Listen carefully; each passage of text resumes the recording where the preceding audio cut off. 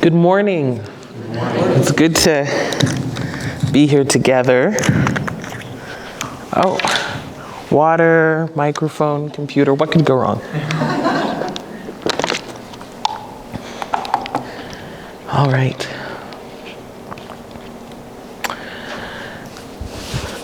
The first Sunday of Advent.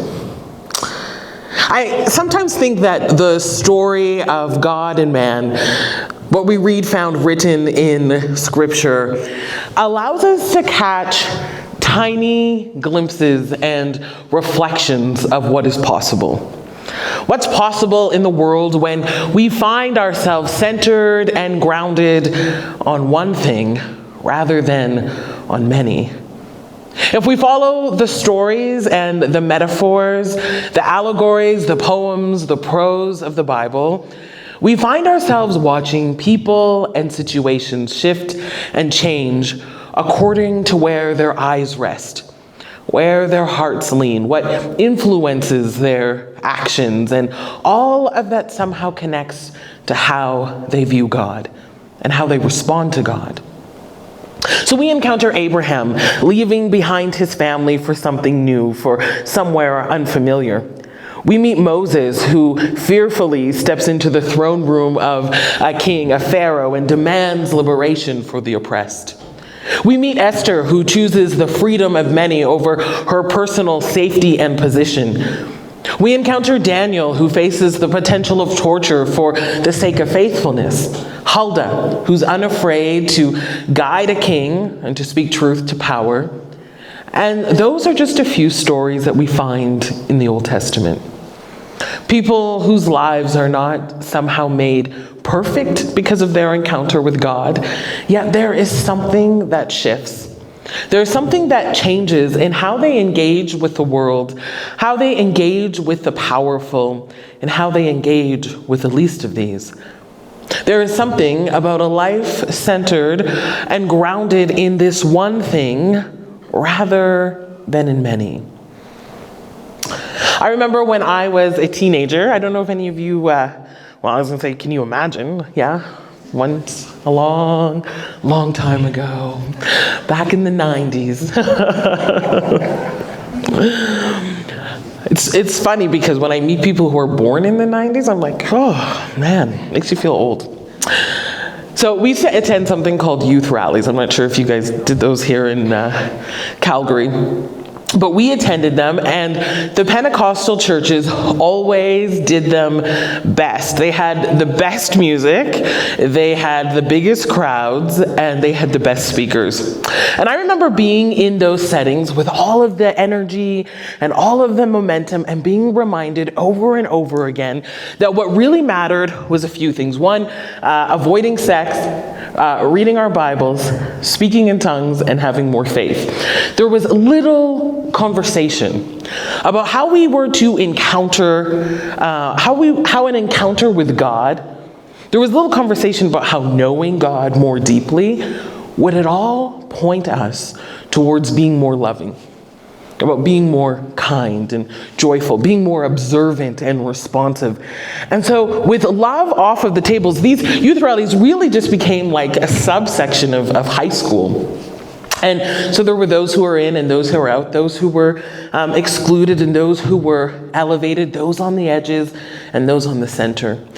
And leaders seemed unbothered by the lack of conversation about the multiplication of love, the abundance of joy, or learning how to reflect peace. And I wonder, as the stories and accounts found in the Old and New Testament abounded in our talks and conversations, if we may have missed out on understanding what it is to be grounded and centered in this one thing rather than on many. I wonder if we missed out on gaining an early understanding of what life led by the Spirit could actually look like. This morning's passage is Isaiah chapter 2, verses 1 to 5. It says, "This is what Isaiah, son of Amos, saw concerning Judah and Jerusalem. In the last days, the mountain of the Lord's temple will be established as the highest of the mountains, It will be exalted above the hills, and all nations will stream to it. Many people will come and say, "Come, let us go up to the mountain of the Lord, to the temple of the God of Jacob. He will teach us his ways so that many walk in his paths. The law will go out from Zion, the word of the Lord from Jerusalem. He will judge between the nations and settle disputes for many people. They will beat their swords into plowshares and their spears into pruning hooks. Nation will not take up sword against nation, nor will they train for war anymore. Come, descendants of Jacob, let us walk in the light of the Lord." Dr. Joel Kemp reminds us that what we read in Isaiah is a nation facing a very uncertain future. He says, the relative prosperity and peace the nations of Israel and Judah had experienced during the early 8th century BCE are now a distant memory, like a dream one barely remembers after waking. Instead, the relentless advances of the Assyrian Empire have decimated the nation of Israel. It is against this backdrop of suffering and anxiety and imminent imperial conquest, the prophet announces he has received a vision concerning God's perspective about Judah and Jerusalem.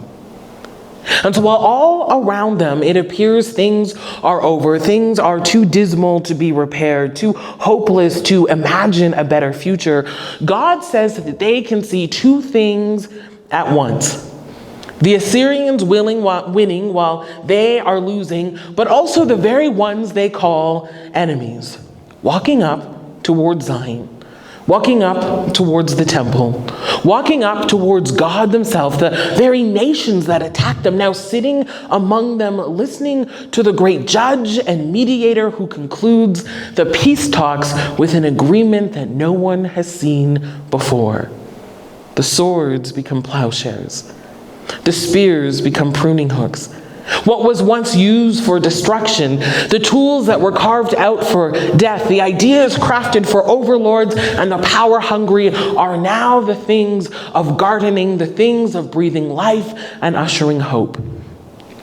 And he somehow invites the Israelites to operate with this strange double vision as well, to see what is and to see what is to come, to live with what's now, but to hope for what will be, to operate in the present with eyes set on the future, a beautiful but difficult proposition then and now. I mean, it's almost enough to be outraged about it, that God would somehow ask those who were encountering this crushing moment, this moment of disappointment, to live in hope of some impossible pipe dream, when they are simply just trying to survive, when they're fighting off the grip of the enemy, the grasp of death, and the defeat that they feel all around them. But I think there is something that can be learned from the Huldas of the world and the Abrahams and the Esthers, those who found themselves centered and grounded in one thing rather than many. Something seemingly echoed here in Isaiah as it is written, "Let us walk in the light of the Lord." When I come to the examples found in Scripture, the walking in the light of the Lord is more than simply operating with this pie-in-the-sky mentality, living with blinders on.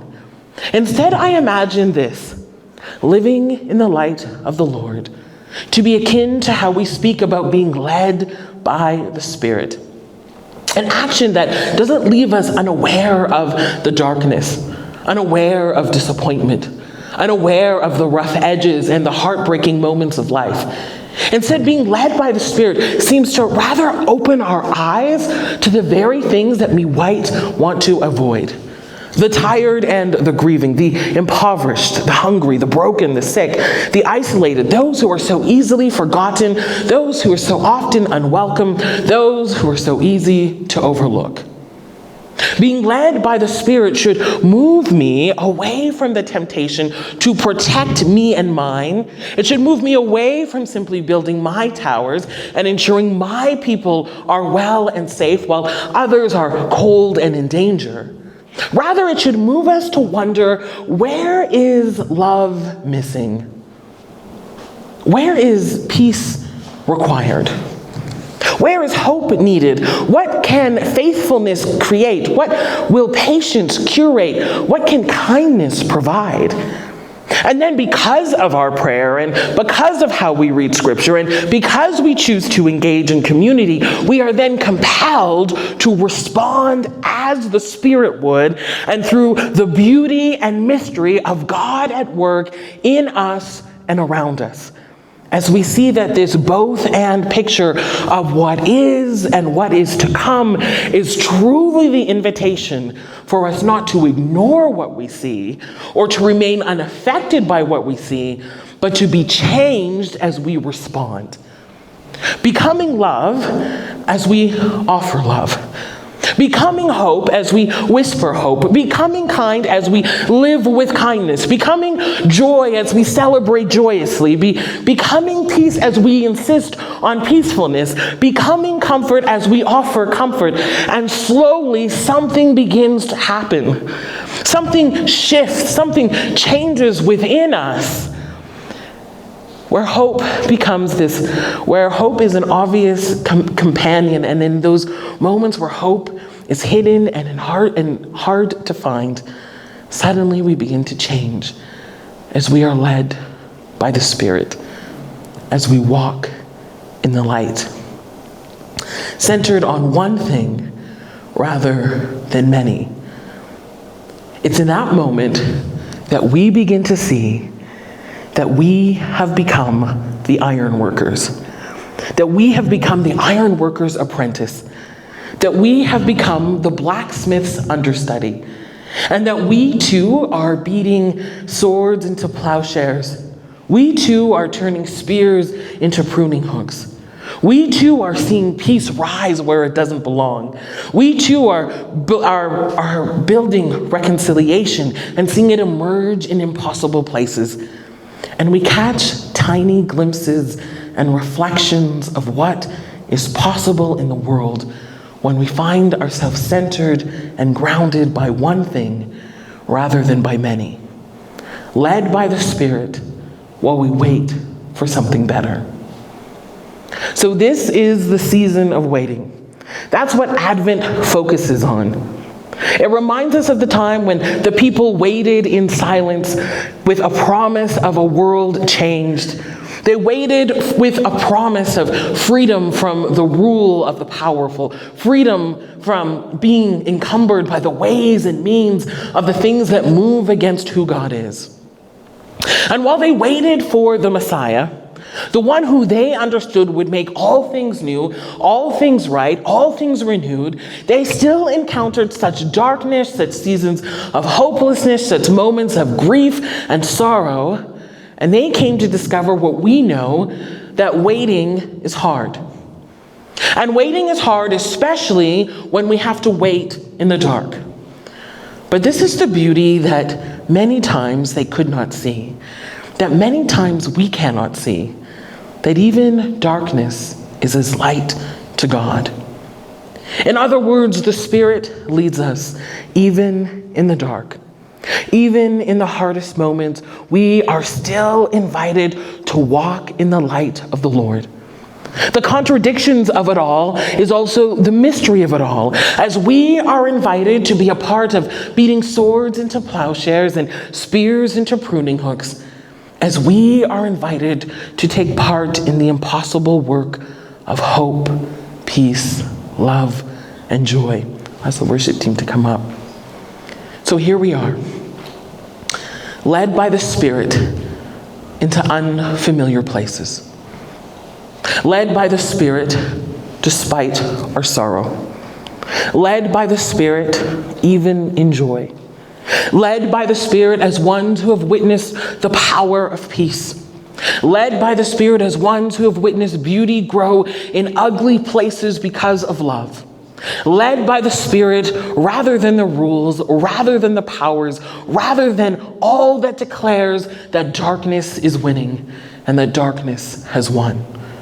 As we walk through Advent over the next few weeks, may we find ourselves, regardless of the waiting, regardless of the grief, regardless of how hard it is to wait in the dark, to walk in the light of the Lord.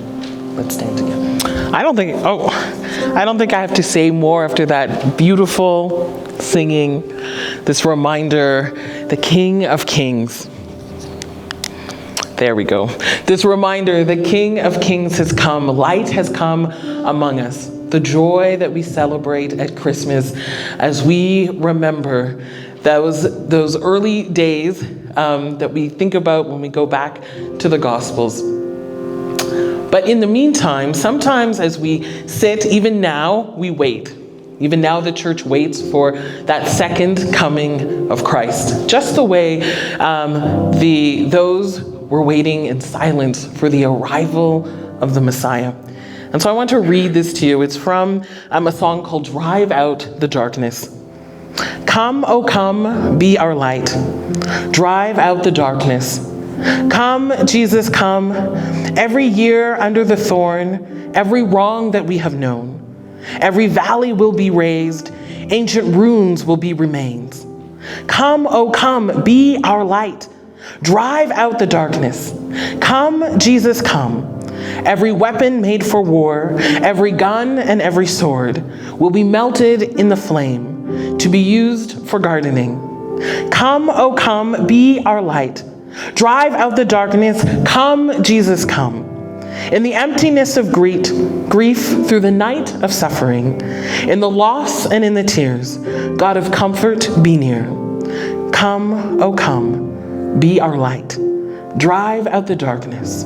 Come, O come, be our light. Drive out the darkness. Come and end all violence. Come, do not be silent. Come, cling to your promise. Come, break all injustice. Come, Jesus, come. Have a blessed week.